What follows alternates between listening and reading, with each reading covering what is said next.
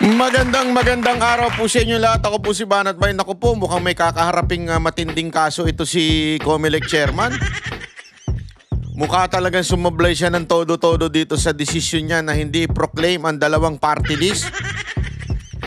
Kasi alam nyo mga kababayan, kung talagang ikaw ay nanunood at nakikinig ka ng mga issue sa eleksyon, ay napakadami pong mga disqualification case na inihain sa Comelec para sa mga kandidatong sinasabing nirereklamo. Pero tila dalawa lang ang pinag-initan. Ako. Kung matatandaan ninyo, di ba, yun nga pong kay Mayor Digamo na may nagreklamo po doon dahil siya po ay mayor ng 2nd District yan sa Negros pero tumakbo siyang congresswoman ng District 3. So doon pa lang ay makikita mo ng lihitimo talaga yung ganong klaseng reklamo na tila hindi inaksyonan ng Comelec. Hindi lang po yun mga kababayan, pati po yung kay Tulfo. Sabi nga ng isang nagrereklamo dito kay Tulfo, parang hindi po inaksyonan yung dapat aksyonan. Naku po. Kung ang concern ni paulit-ulit na sinasabi ni Comelec Chairman Garcia na sinasabi niya dapat yung mga may disqualification case dinidinig muna bago i-proklama. Ang problema natin doon mga kababayan, kung ganun sana, bakit po ipinroklama yung mga may mga disqualification case? Mas matindi pa nga itong kay Erwin Tulfo Kasi kay Erwin Tulfo, ang issue niya ay yung kanyang citizenship. Abay, pambihira ho, tatakbong senador tapos ang di umano, yung alleged citizenship niya ay pagiging Amerikano niya na dati pa daw ho siyang nagsilbi sa Armed Forces ng Amerika. Hindi po natin sinasabing totoo yan, pero yan po ay isang aligasyon na dapat pong harapin ng Comelec. Kung yan ay mas mabigat kesa naman dito sa aligasyon na ibinabato ho dito sa dalawang party list. Una nga ho, di ba, kung maalala ninyo, kahapon, isang araw, pinag-usapan po namin sa Banatero, sa SMNI. By the way, don't ever forget, everyday yan, 8 to 9 sa SMNI, ang Banateros. Kung mapapansin nyo doon, yung unang party list na dinisqualify na itong BH, di ba? Yung bagong henerasyon ni Ma'am Herrera o ni Congresswoman na Herrera, yun nga mismo, walang reklamo, anak ng uweteng. Di ba? Walang complain, walang patawag, walang summon, walang subpina, wala. As in, wala talaga, as in nada. Wala silang natanggap. Basta na lang, actually, nandun na daw sila para sa proclamation. And hours before, biglang hindi daw sila ipoproclaim. Alam mo yung mga ganyang galawan. Ito mga kababayan, tansya ko lang naman po ito. Yung mga ganyang galawan, halatang merong tumawag. Ano sa tingin ninyo? Hindi, kasi yung bigla-bigla kang nagdi-decide ng ibang desisyon na supposedly dapat yan ay pinag-aaralan. Yan ay pinag-uusapan. Diba? Yan po dapat ay pinag-uusapan ng board, pinag-aaralan yan, ina-announce yan ahead of time. The mere fact na pinayagan ninyong mangampanya, isang katarantaduhan na hindi nyo i-proclaim pag nanalo. Kung may questionable pala, bakit pa ninyo pinangampanya? Kung may nakikita kayong problema, una pa lang, ba't nyo tinanggap yung certificate of nomination na pinapasa ng mga party list, di ba? Bakit ninyo tinanggap? Anong ibig sabihin yun? O ibig sabihin, meron ng kasagutan dun sa mga inireklamo. Ngayon, biglang last minute, biglang sasabihin mo, hindi ko na ipoproclaim to. Naku po, halatang may tumawag sa inyo. Gago! Ganito ba yung pagtawag? Ganito ba? George, inimpeach kami niyan. Wag mo yang i-proclaim, George. O baka naman ganito yung pagtawag. George? Yan si BH. Lagi niyang pinagtatanggol ang mga Duterte. Alam mo naman, George, kami ay allergic diyan sa mga Duterte. George, gusto mo ba ng... wala ka sinabi. Gusto mo ba ng... George, sumunod ka. Ulo mo, ulo nila. Oh, yes, ma'am. Ayan yung tinatanong ko lamang po kung meron bang ganyang natupad, meron bang ganyang nangyari na pagtawag. Comelec Chairman George Garcia. Meron po bang ganyang klaseng pagtawag sa inyo? Ako nagtatanong lang naman po.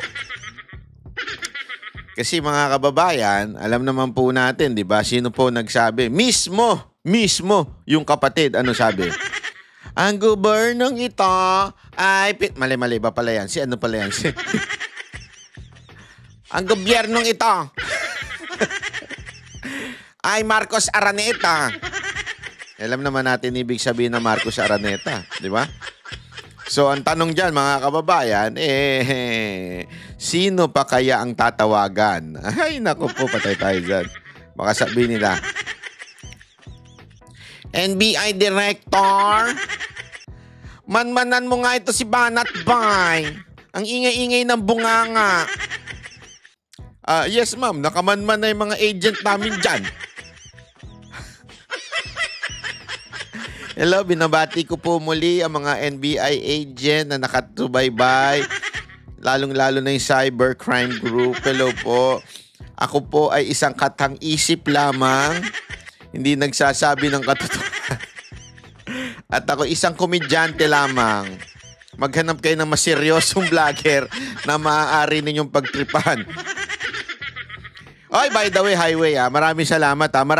Marami pong tumugon doon sa ating panawagan na mag-subscribe po kayo dito sa ating channel na Banat Bay sa YouTube. Nakita ko umangat yung subscription. Nakakatuwa naman kayo. Kasi nga naman, nalulungkot nga naman ako kasi ayan ba naman yung subscription for the last 28 days, mas marami pang nanonood kaysa sa nakasubscribe. Sa nagsusubscribe. Hindi, mali. Mas marami pa ang hindi nakasubscribe na nanonood kesa sa mga nanonood na nakasubscribe. Ayan. So, ibig sabihin nun, marami sa inyong nanonood ngayon, hindi kayo nakasubscribe. Ano ginagawa ninyo? Sumisilip sa bintana, ganon. Huwag nyo na, lumang gawain na yan, sumisilip kayo sa kapitbahay nyo, sa bintana nanonood ng TV. Medyo mag-ambag-ambag naman kayo. O taga-paypay, di ba? Taga-linis, ganon. Dito mga kababayan, sa YouTube, parang ganon din yan. Ano ang inyong ambag? Mag-subscribe lang. Wala namang bayad dyan, libre yan. Kikiklik mo, isang tut, ganon lang yan. O sige na nga, makasubscribe. Tut, ganon. Isa pa, tut. Subscribe naman na kayo. Anak ng wewe, oo. Ano ba kasi difference niyan? Pag nakasubscribe po kayo, wala lang. Masaya lang ako na nakasubscribe kayo. Ibig sabihin, natutuwa kayo sa ating mga content. Siyempre, bilang inyong entertainer, ako po ay ginaganahan pag kayo nagsusubscribe, nagla-like, nag-share, di ba? Ganun lang naman yun. Wala namang bayad. Pero meron din. Gusto nyo kung may bayad, meron naman yung membership. Magpa-member na kayo dito, pwede rin naman. Wala naman. Hindi naman pwersaan. Wala namang benefit ang pagiging member. Parang gusto mo lang ipaglaban ng bayan natin at tulungan si Banat Bay. Ganun lang. Yun ibig sabihin ng membership. Wala namang additional video kayo matatanggap o mapapanood. Yun lang ipagsuporta ninyo. Parang monthly support nyo kay Banat Bay. Kung gusto lang naman nyo, kung ayaw nyo, wala tayong magawa dyan. Pero dahil sa mga nagme-member at sa mga nanonood ng YouTube channel, nagiging independent si Banat Bay at hindi tayo nababayaran tulad ng mga tanso vlogger na dati walang ngipin, ngayon nakakondo na. Kung dati mukha lang kanto boy, Aba ngayon, napakayayaman na, ang tataba na, hindi na magkasya yung mga pagbumuka sa telebisyon. At saka sa kanilang mga video. Look who's talking. Kala mo, payat mo animal kambanat bay ka. Gago! Oh, anyway, tuloy na natin. Ano ba yan? Ba't pa tayo na-segue dyan? Anyway, ituloy na nga natin. So, ito nga po yung sa Comelec. Ganyan po yung nangyari. Ngayon, pag-usapan natin, ha?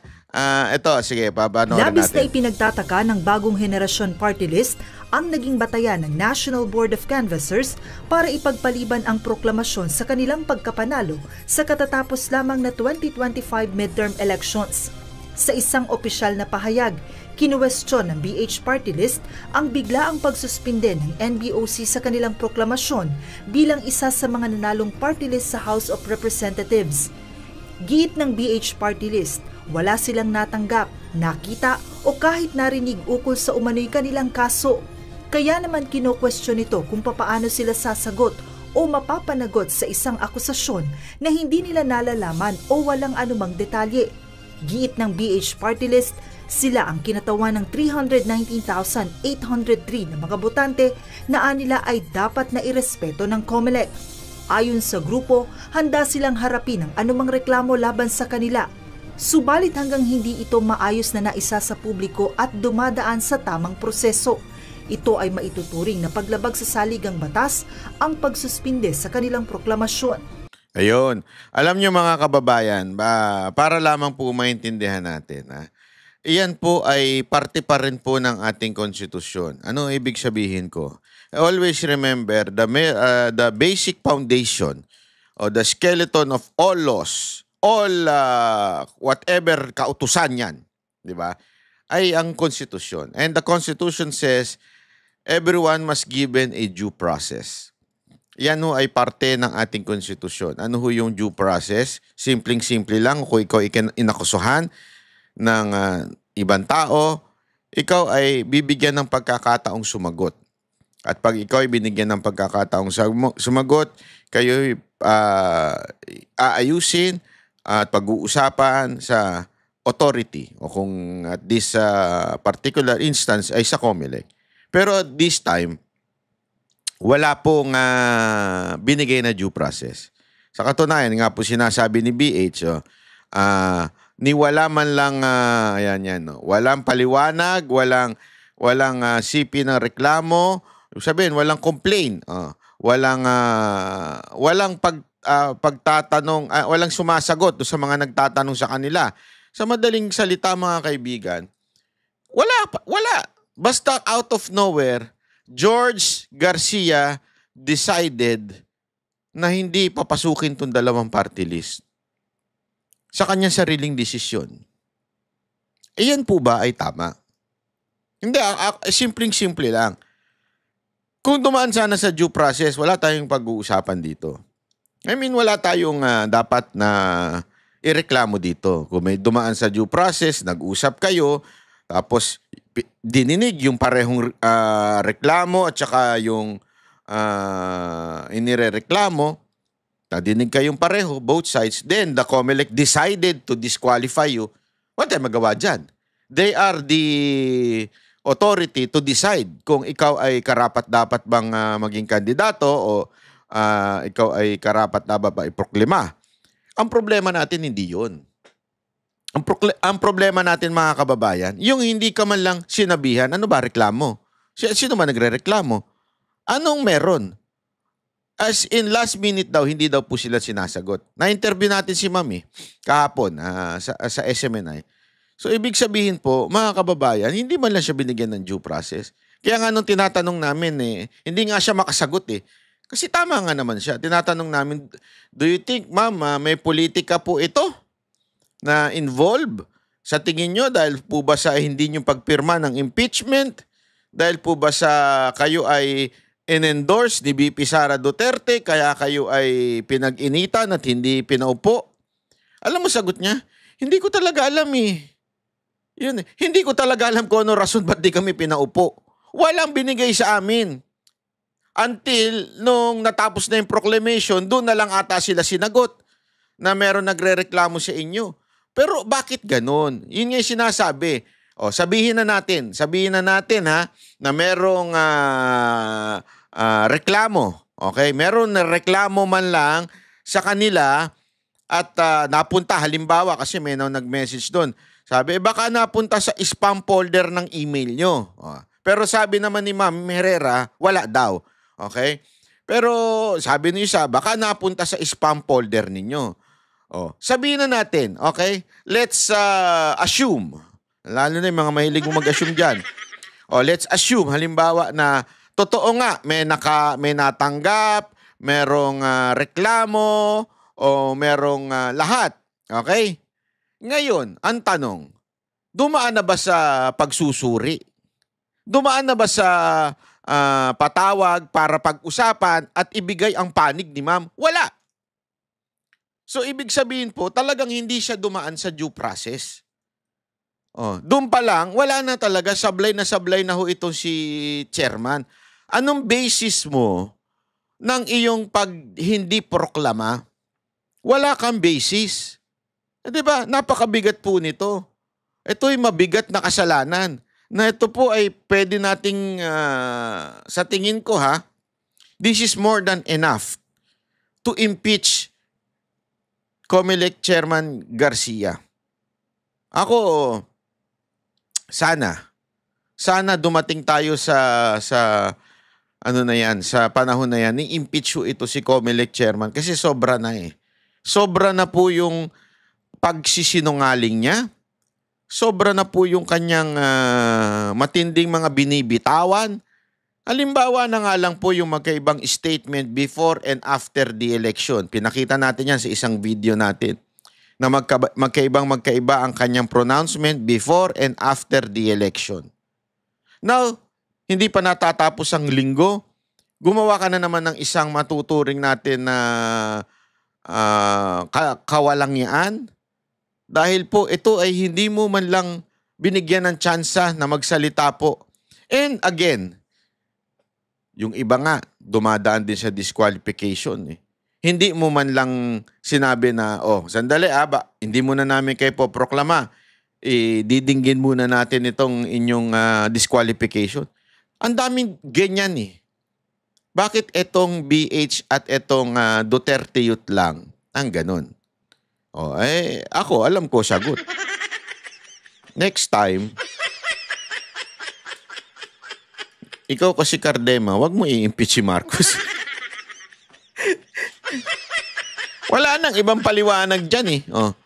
Kayo naman. Hindi. Alam mo, ako hanga ako dito sa mga tao na ito, yung hindi pumirma. Tsaka yung nanatili sa tabi ng ating Pangulong Duterte amidst all the pressure. This is ito yung sinasabi natin kaya hindi ka panipaniwala ang sinasabi ni Da Junior o ni Bongbong Marcos na gusto niya ng peace, ayaw niya ng gulo. Sino ho ba nagkikreate ng gulo? Yung mga ganitong galaw, ito ang pagkikreate ng gulo.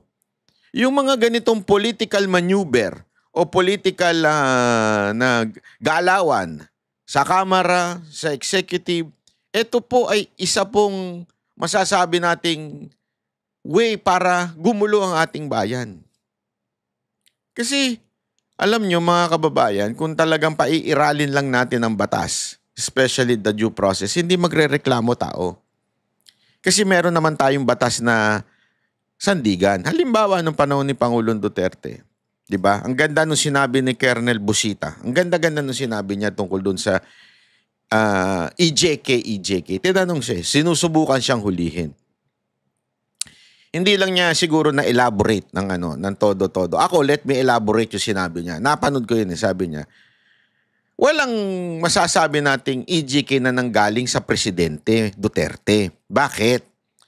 Kasi, di ba yung kay Kian, sinabi, nakasuhan yung pulis. Na-convict yung pulis. Yun ang sinasabi niya. Ang tanong, may ginawa ba si Pangulong Duterte para suportahan yung pulis na nagkasala? Meron bang ginawa si Pangulong Duterte na palayain yung pulis na nagkasala? Wala. So, ibig sabihin nun, walang kautusan na galing kay Pangulong Duterte na gumawa ka ng masama, akong bahala sa'yo. Gumawa ka ng katarantaduhan at ililigtas kita. He is not a protector of these calawags. At ito'y nanggaling mismo sa isang opisyal ng PNP na maprinsipyo.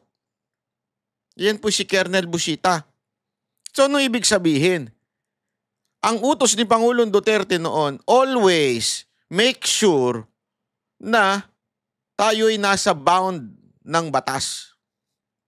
Ibig sabihin, kung yan ay hinuhuli mo, bumunot, unahan mo na. Ayan po ay nasa batas.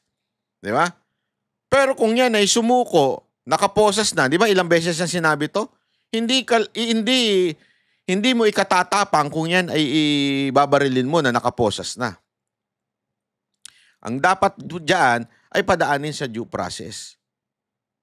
Kaya nga kahit anong pagpaikot-ikutin, tingnan mo eto na lang kasimple.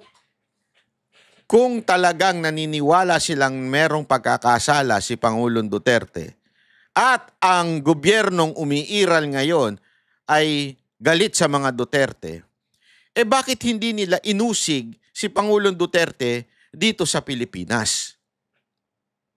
He is no longer, ang tawag dito, immune sa demanda. Pwede na siyang usigin sa Pilipinas. Bakit hindi ginawa ng gobyernong ito na itong gobyernong ito ay galit kay Duterte? You know why? Simple. Wala kasing ebidensya o talagang malabo yung akusasyon. Alam nilang hindi nila kayang patunayan yung mga akusasyon dahil wala naman pong ginawa talagang masama si Pangulong Duterte. That's why the only solution for them is to throw him sa ibang bansa. Kasi sa ibang bansa, alam nila it will take time and they thought madudurog si Pangulong Duterte. Kasi alam mo, ang tao ganyan minsan akala nila pag dumaan sa pagsubok, lalong madudurog. Pero hindi nila alam, lalo itong lumalakas. Lalo itong, nakita nyo nga, di ba? Mismo si Chanco na nagsabi, yung kanilang campaign manager. Noon sa impeachment ni BP Sara Duterte, nabawasan ang lumalabas sa survey sa Mindanao, ang alyansa ng Alhati. Pero, nung dinala sa dahig si Pangulong Duterte, hindi daw ng Alhati, naubos na. Wala nang pumapasok mula sa alyansa. So, ibig sabihin, akala nila, yun na magiging resulta. Pero hindi nila nalaman, hindi nila napagtanto, ngayon na lang nila napagtanto na mali pala yung ginawa natin. Kaya nga itong si Marcos Jr., nagkukumahog ngayon na makipag-peace kuno. Gawin mo muna yung 3 bagay. Then, siguro, baka i-consider ka ng taong bayan. Kaya lang, ito nga ang problema, Marcos Ito na naman ginagawa ng bata mong si Garcia, medyo sabit-sabit na naman. Ito ay maituturing na paglabag sa saligang batas ang pagsuspinde sa kanilang proklamasyon. Samantala, plano naman ng Duterte Youth na questionin sa Korte Suprema ang desisyon ng NBOC na ipagpaliban ang kanilang pagkapanalo sa eleksyon. Sa isang statement, sinabi ng Duterte Youth na ito ay hayagang pag-abuso ng COMELEC sa kanilang kapangyarihan. Sinasabing ipinagpaliban ang proklamasyon ng Duterte Youth dahil sa kasong inihain ng Kabataan Party List laban sa kanila noong September 2019 dahil sa umano'y misrepresentation sa sektor na kinakatawan ng grupo. Ayon sa Duterte Youth, kung talagang seryoso ang reklamong inihain ng Kabataan Party List laban sa kanila, bakit sila pinayagan na maupo sa Kamara matapos nilang manalo noong 2022 elections? Gayun din ang pagpayag ng komisyon na muli silang kumandidato para sa halalan 2025. Yun nga ang problema dun Hinayaan noong 2022, tapos 2025 pinatakbo pa, tapos sasabihin nung nanalo ng 2 million mahigit. Wala. Kasi alam nyo kung bakit? 3 rin yan. 3 congressman din yan.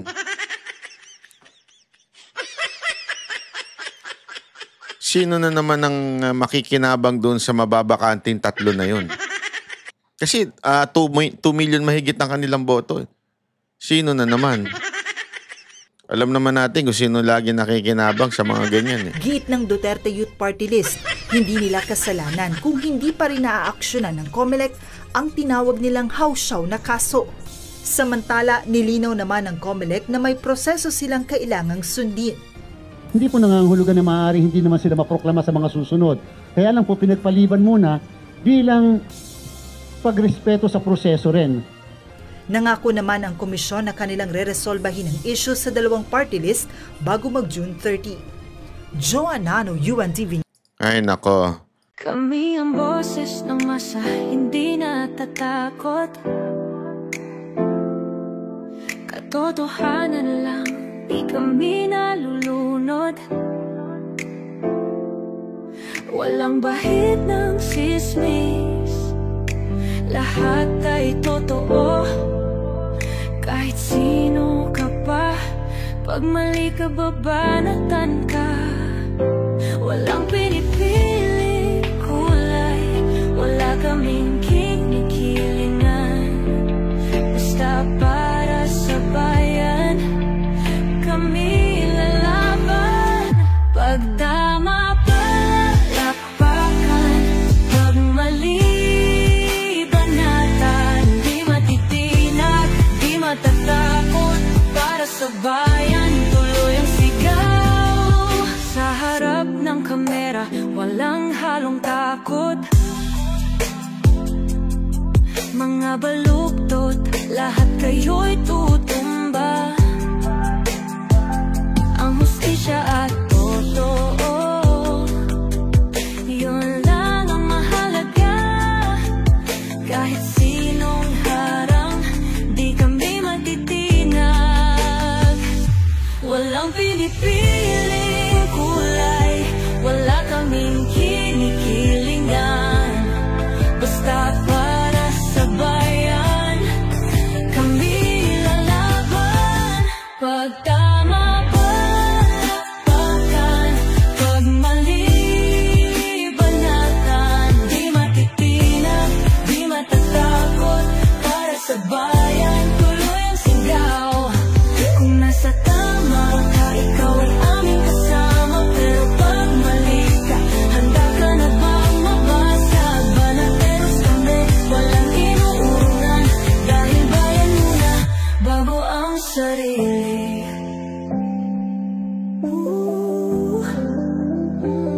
Bago ang sarili.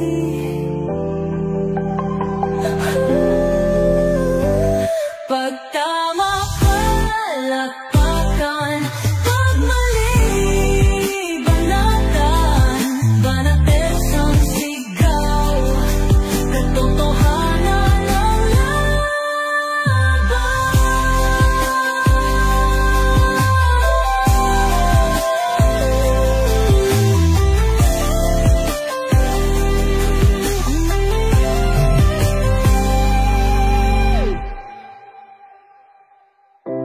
Sa harap ng kamera, walang